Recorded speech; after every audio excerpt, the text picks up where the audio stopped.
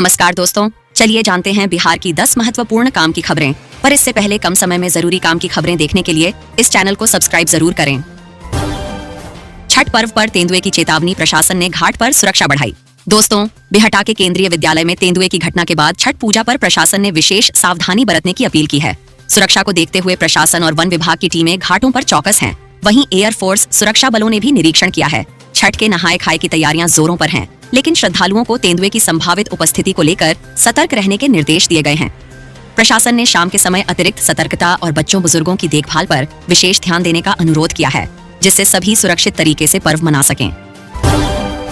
खुले में मांस मछली की बिक्री पर रोक, नगर निगम ने उठाए सख्त कदम। दोस्तों, आपको बता दें, नगर निगम ने खुले में मांस मछली की बिक्री पर रोक लगाने के आदेश जारी किए हैं। नगर आयुक्त सुनील कुमार पांडे ने बताया कि धार्मिक स्थलों के आसपास बिक्री एकदम बंद रहेगी।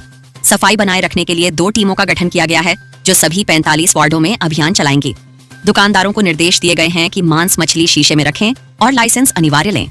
आदेश का उल्लंघन करने पर सामान जब्त और जुर्माना लगाया जाएगा। निगम की टीमें खुले में मीट बेचने वाले ठिकानों पर सख्ती से कार्रवाई करेंगी। बिहार में ठंडी हवाओं ने दी दस्तक, तापमान में गिरावट के आसार। दोस्तों, बिहार में धीरे धीरे ठंडी हवाएं चलने लगी हैं, लेकिन अगले 7 दिनों में तापमान में भारी गिरावट नहीं होगी। पटना मौसम विभाग के अनुसार पश्चिमी और पूर्वी चंपारण में हल्की बारिश की संभावना है और कुछ इलाकों में बादल छाए रहेंगे। सोमवार को 26 शहरों का तापमान लुढ़क गया। सीतामढ़ी के पुपरी में तापमान में 7.3 डिग्री की गिरावट दर्ज की गई। मुंगेर, जमुई और भागलपुर समेत कुछ जिलों में हल्की धुंध का अनुमान है। विभाग का कहना है कि 5 नवंबर के बाद तापमान में गिरावट होगी, जिससे ठंड बढ़ने की संभावना है। कटहलबाधी गांव में रहस्यमयी बीमारी से 4 बच्चों की मौत, ग्रामीणों में दहशत। जी हां दोस्तों, कटहलबाधी गांव में एक ही परिवार के 4 बच्चों की मौत से हड़कंप मच गया है। शनिवार को पटना पीएमसीएच में इलाज के दौरान एक और बच्चे ने दम तोड़ दिया, जिससे मरने वालों की संख्या 4 हो गई है। स्वास्थ्य विभाग के अधिकारी लगातार गांव का दौरा कर रहे हैं और स्थिति का आकलन कर रहे हैं। प्रशासन ने हेल्थ कैंप लगाया है और मृत बच्चों के सैंपल जांच के लिए भेजे गए हैं। स्वास्थ्य विभाग ने बताया कि सैंपल की रिपोर्ट आने पर ही मौत का सही कारण सामने आएगा। भभुआ में पुलिस की लापरवाही, शराब तस्करों को छोड़ने पर थानेदार समेत 5 पर केस दर्ज। हाँ जो दोस्तों, भभुआ में शराब तस्करों को छोड़ने के मामले में पुलिस की बड़ी लापरवाही सामने आई है। 30 जून को रेल पीपी भभुआ अबरेल थाना के पुलिस कर्मियों ने रंजीत कुमार और कुमार रंजीत नाम के 2 शराब तस्करों को पकड़ा था, लेकिन तत्कालीन थानेदार मदन राम ने बिना एंट्री किए उन्हें छोड़ दिया। सिपाही पिंटू कुमार की शिकायत के बाद जांच में दोषी पाए जाने पर थानेदार को निलंबित किया गया। अब रेल एसपी के निर्देश पर मदन राम और 2 सिपाहियों सहित 5 के खिलाफ केस दर्ज किया गया है। पुलिस फरार आरोपितों की तलाश में जुटी है। बिहार के सुल्तानगंज रेलवे स्टेशन का नाम होगा अजगैबीनाथ धाम। जी हां दोस्तों, बिहार के डिप्टी सीएम सम्राट चौधरी ने सोमवार को घोषणा की कि सुल्तानगंज रेलवे स्टेशन का नाम बदलकर अजगैबीनाथ धाम रखा जाएगा। लंबे समय से स्थानीय लोग, पंडा समाज और मुख्य महंत यह मांग कर रहे थे कि स्टेशन का नाम अति प्राचीन अजगैबीनाथ धाम के नाम पर हो। नगर परिषद से इस वर्ष जून में प्रस्ताव पास कर राज्य सरकार को भेजा गया था। राज्य सरकार अब इस प्रस्ताव को रेल मंत्रालय को भेजेगी। अजगैबीनाथ धाम के विकास के लिए कई महत्वपूर्ण कार्य भी किए गए हैं, जिसमें सड़क, पुल और धर्मशाला का निर्माण शामिल है। पंचायत चुनाव में शिक्षकों की ड्यूटी, सुरक्षा के कड़े इंतजाम। दोस्तों, बिहार के पंचायत चुनाव के लिए सभी जिलों के जिलाधिकारियों को शिक्षकों की चुनाव ड्यूटी का निर्देश भेजा गया है। 24 पन्नों के इस आदेश में स्पष्ट किया गया है कि सरकारी अधिकारियों की बजाय चुनाव कार्यों की जिम्मेदारी शिक्षकों को दी जाएगी, ताकि सरकारी कामकाज प्रभावित न हो।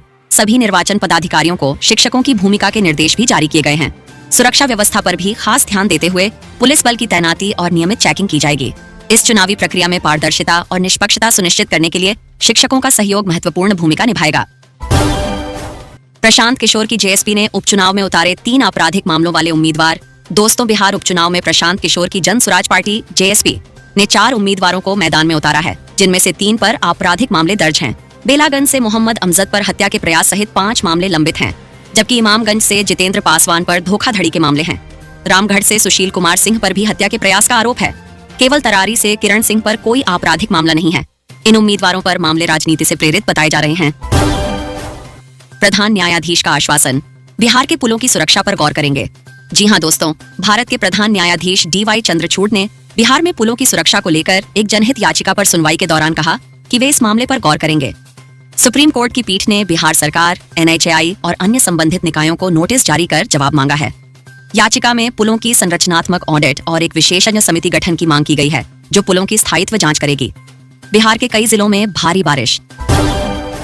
गिट्टी कारोबार में नए लाइसेंस पोस्ट क्रॉसिंग से बच्चों को मिलेगी विदेशी दोस्ती का मौका। दोस्तों, सरकार ने गिट्टी कारोबार में नए व्यापारियों को जोड़ने और व्यापार विस्तार के लिए नए के लाइसेंस जारी करने का निर्णय लिया है। व्यापारियों की मांग पर अब बड़े कारोबारियों को अतिरिक्त लाइसेंस और आउटलेट खोलने की अनुमति मिलेगी। नए लाइसेंसधारियों को अनिवार्य रूप से धर्मकांटा लगाना होगा और ई चालान तभी मिलेगा। वहीं पटना के स्कूली बच्चों को अब 25 देशों के बच्चों से दोस्ती करने का मौका मिलेगा। 28 से 30 नवंबर को बिहार डाक प्रदर्शनी में पोस्ट क्रॉसिंग सेवा शुरू होगी।